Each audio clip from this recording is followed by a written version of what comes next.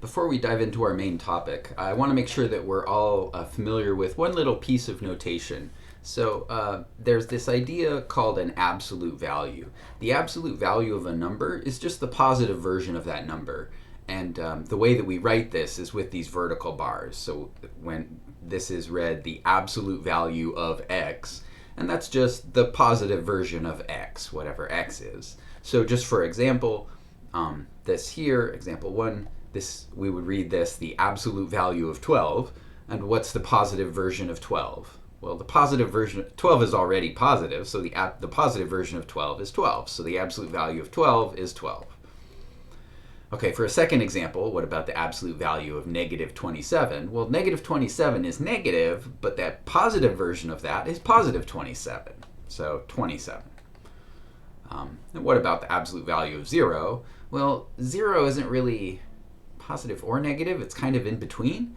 But the thing about 0 is that plus 0 is the same as minus 0. They're both 0. So the absolute value of 0 is just 0. The reason we have this idea of absolute value is sometimes we want to talk about how big a number is, whether it's positive or negative. And,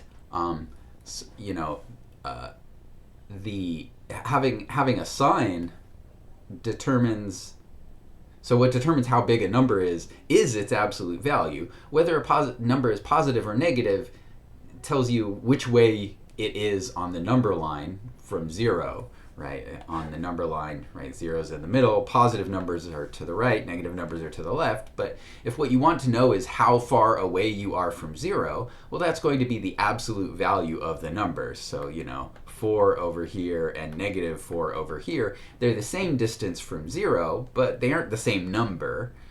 But their absolute value is the same, because the absolute value of negative 4 and the absolute value of positive 4 are both the same thing. They're both just 4. So absolute value is an idea that we cooked up so that we could talk about how big numbers are or how far they are from 0 without worrying about whether they're positive or negative.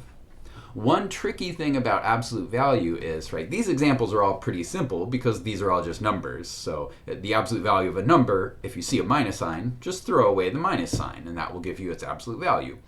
The tricky thing about absolute value comes up when we have the absolute value of a variable. Because the thing about a variable is we can't tell, is x positive or is it negative? Right? If x is positive, so if x is bigger than 0, then x is positive. Well then, if x is positive, the absolute value of x doesn't change what x is because x is already positive, and so the absolute value of x is just x. But on the other hand, if x is negative, if x itself is negative, there's a minus sign hiding inside of x. And so when you take the absolute value of x, the absolute value throws away the minus sign that we can't even see. So how do we write that? How do we write throw away the minus sign that we can't even see? Well, one way to do that is to stick an extra minus sign in front of the x, because then the minus sign that we just wrote down cancels the minus sign that's hiding inside of the variable, which makes the whole thing positive. So this is a little bit tricky, but I bring this up just to say that if a variable shows up inside of an absolute value, we have to be careful because we don't know the sign of the thing inside. Right? On the other hand, if we write down the absolute value of a number, calculating the absolute value is straightforward. Just throw away a minus sign if there is one, and you're done.